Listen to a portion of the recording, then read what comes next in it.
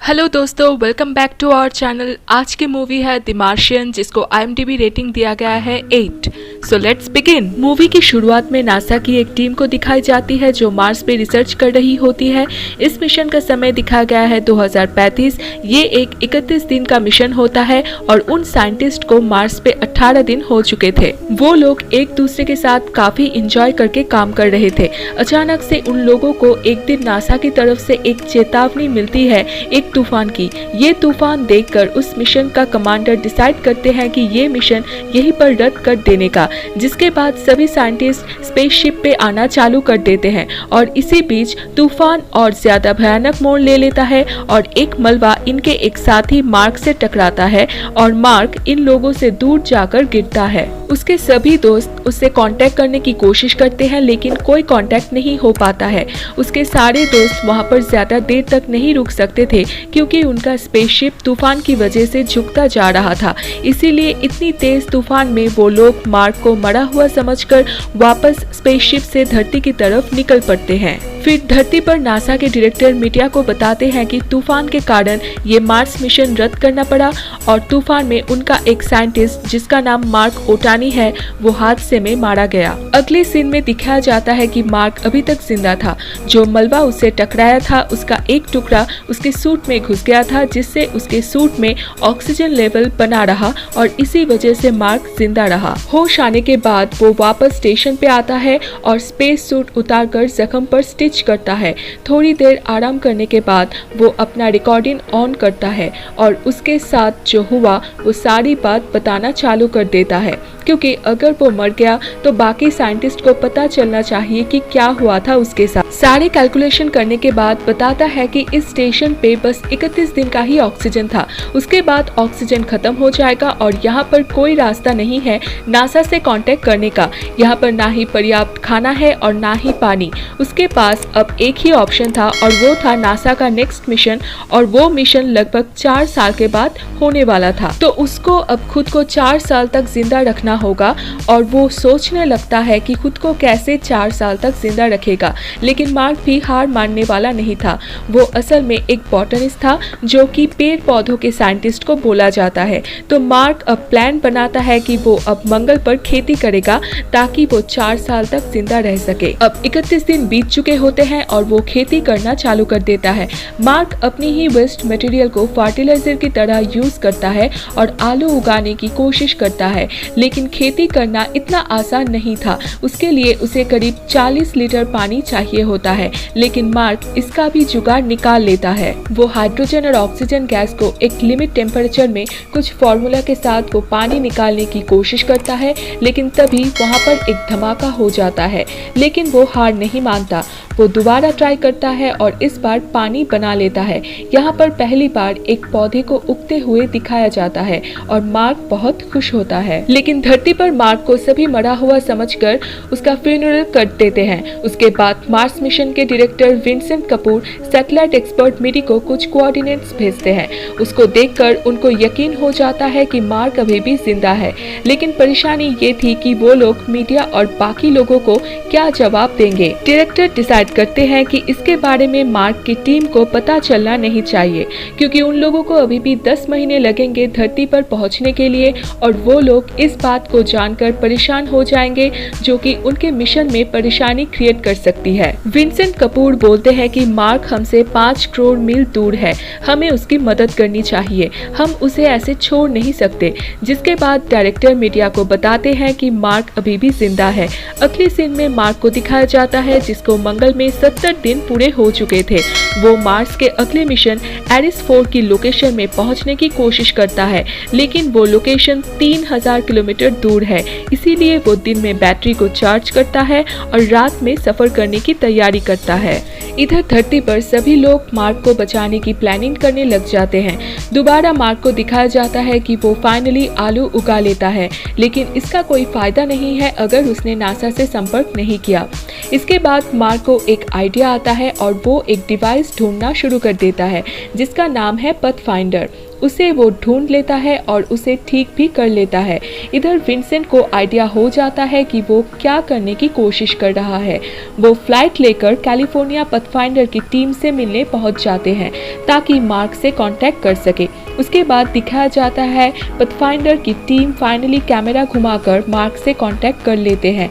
यहाँ पर एक प्रॉब्लम होती है कि वो बस हाँ और ना में जवाब दे सकता था और ये मैसेज को पहुंचने में करीब 32 मिनट लगता था। इससे करीब साल लग जाएगा मार्क से बात करने के लिए। इसी वजह से नासा मार्क को एक सॉफ्टवेयर पैच भेजते हैं।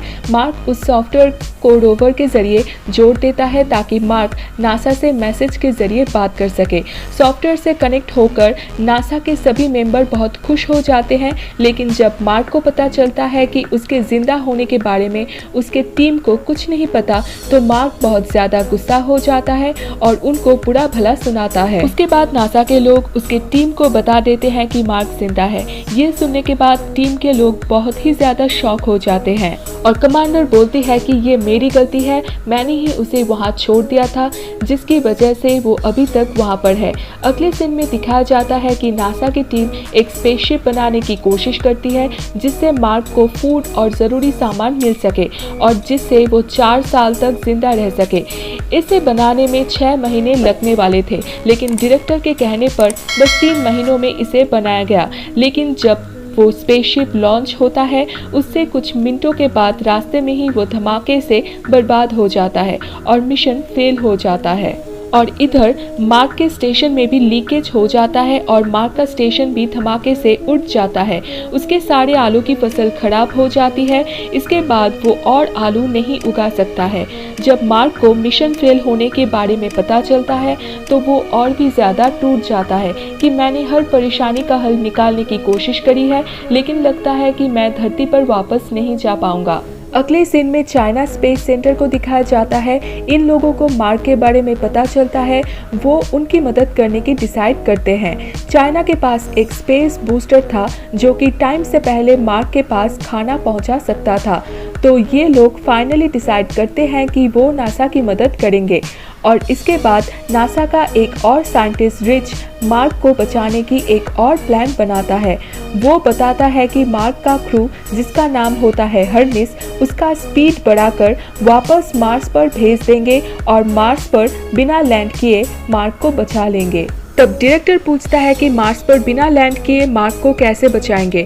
तब रिच बताता है कि मार्स पर एक और कैप्सूल है जिसकी मदद से मार्क मार्स से निकलकर उसके ऑर्बिट में पहुंच सकता है। ये प्लान काफ़ी अच्छा होता है, लेकिन टीम के मिशन में 500 दिन ज़्यादा जुड़ जाएंगे। ये सुनने के बाद डायरेक्टर सब बात को इनकार कर देते हैं क्योंकि वो मार्क की जान बचाने के लिए औरों की जान दांव में नहीं दे सकता था। और ये जानने के बाद दूसरा ऑफिसर ये बोलता है कि ये डिसीजन मार्क के क्रू मेंबर पर ही छोड़ देना ठीक रहेगा कि वो ये रिस्क लेना चाहेंगे या नहीं। इसके बाद वो ऑफिसर सीक्रेटली ये इंफॉर्मेशन हर्निस पर भेज देता है कि वो मार्क को बचा सकते हैं। और जब ये बात कमांडर और बाकी सारे मेंबर को पता चलता है तो सारे मेंबर राजी हो जाते हैं मार्क को बचाने के लिए। और इसके बाद दिखाया जाता है कि चाइना का स्पेस बूस्टर लॉन्च कर दिया जाता है कि मार्क और उसके सारे क्रू मेंबर को ज़रूरी सामान मिल सके। इसके बाद मार्क को दिखाया जाता है कि वो काफ़ी कमज़ोर हो चुका है। वो अभी बहुत ही कम खाना खा रहा है ताकि ज़्यादा दिनों तक खाना बचा सके और ज़िंदा रह सके। और अब वो एडिस 4 की तरफ रवाना हो जाता है जहां उसे एक और शिप मिलने वाला था जिससे कि वो स्पेस में जा सके। वो दिन में बैटरी को चार्ज करता था और रात में आगे बढ़ता था और इसी तरह से वो एडिस 4 तक पहुंच जाता है। लेकिन यहाँ पर एक प्रॉब्लम थी। वो शिप जिससे वो स्पेस में जाने वाला था वो बहुत ही भारी था। उसे हल्का बनाने के लिए उसमें से सारी चीज़ें बाहर निकालनी होगी।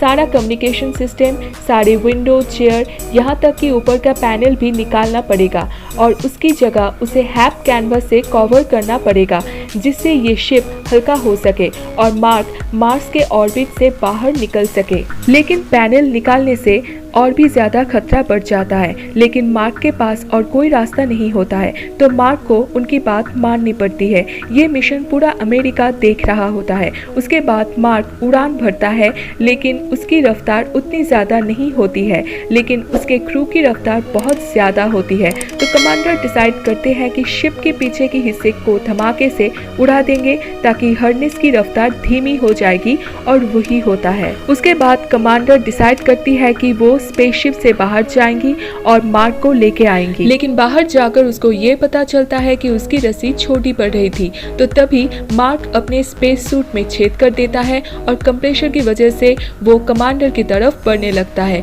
लेकिन यहाँ भी उसका हाथ छूट जाता है और कमांडर अपनी रस्सी लपेटकर मार्क को पकड़ लेती है और मार्क को बचा लेती है। जब ये बात नासा को पता चलती है तो सभी लोग खुशी से झूम उठते हैं कि नासा ने वो कर दिखाया जो आज तक किसी ने नहीं किया। इसके बाद मार्क हर्नेस के अंदर आता है और अपने सभी दोस्तों से मिलता है और वो काफी इमोशनल हो जाता है। उसने इतने दिन मंगल में बिता दिया, लेकिन अंत तक उसने हार नहीं मानी। इसके बाद दिखाया जाता है कि मार्क अब धरती पर आ चुका था और उसे सर्वाइवल इंस्ट्रक्टर बना दिया गया था।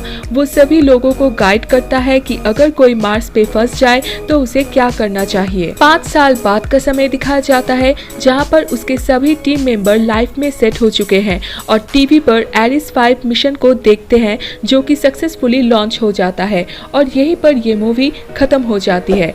तो दोस्तों, अगर ये वीडियो आपको अच्छी लगे तो लाइक, कमेंट और चैनल को जरूर सब्सक्राइब कर देना। मिलते हैं अगले वीडियो में। Thanks for watching.